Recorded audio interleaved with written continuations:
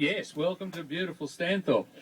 Thank you for having us. No, we're thrilled to be here, and at least now the weather's clearing. We thought it might rain, but now it's looking lovely.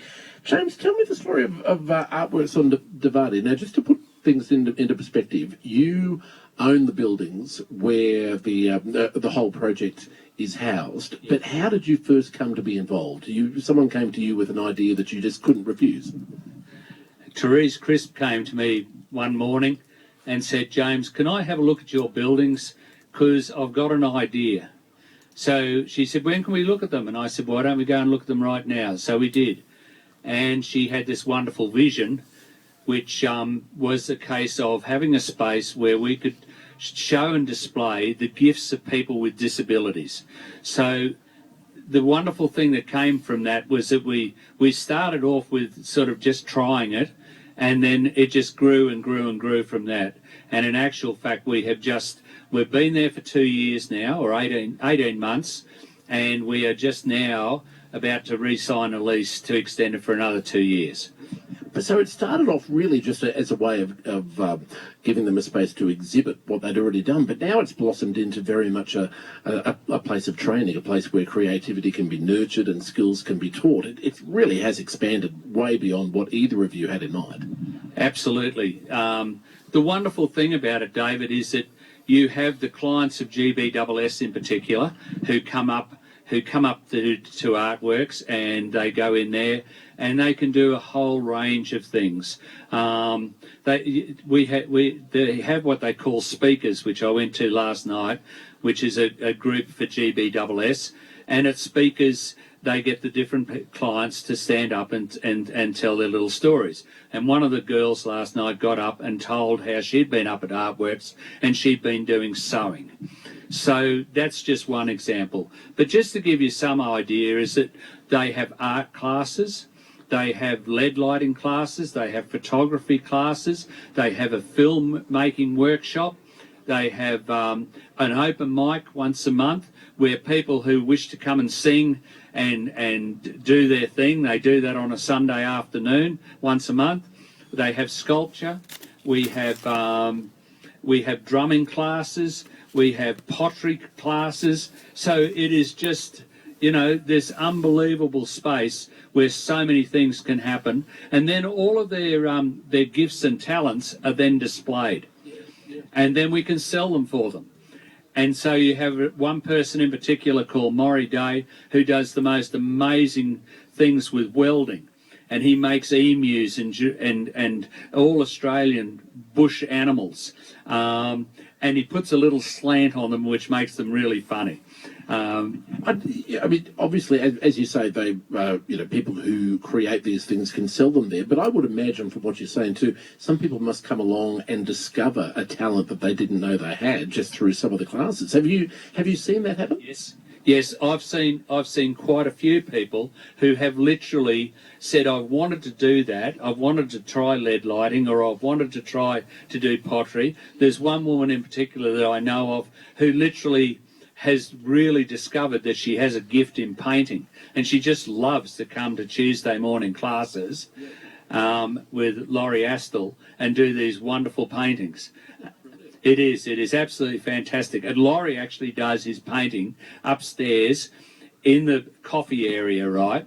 And so people come in every week to see where he's up to with his painting. So it's a work in progress. I suppose for the punters, for the people who just come in, it must be a very different experience, I guess, to going to the art gallery, the formal art gallery. It's a completely different concept. Both have their place, but the two are vastly different. Yes, ours is not. It is not a competition. Ours is a place for people to. We have our actual meanings or our mission is to create, relate, and celebrate.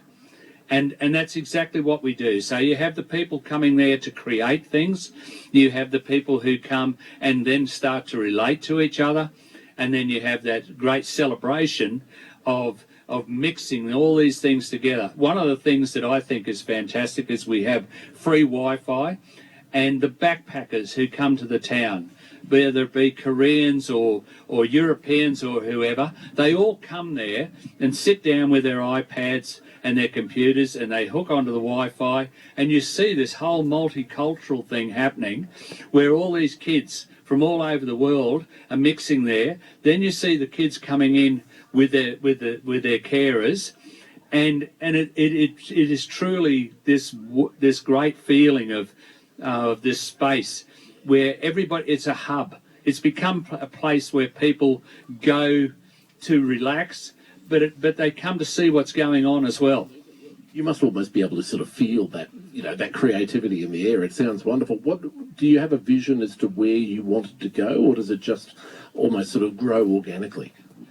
Actually, David, I think it is sort of something that just evolves. And I think that's probably really how you would describe it. Yeah, our main mission is to give people the opportunity to express themselves, probably and not feel as though there's anything that daunts them, and not feeling as though there's no expectations. Like what you achieve, it's your own self-worth. It's your own you get your own self-satisfaction. And for the people who are involved, we get this wonderful feeling of, hey, listen, we've given something to the community that allows the community to be able to just come along and do whatever they want to. One thing I must tell you is that we have the most unbelievable willing volunteers, and these volunteers do the most fantastic job for us.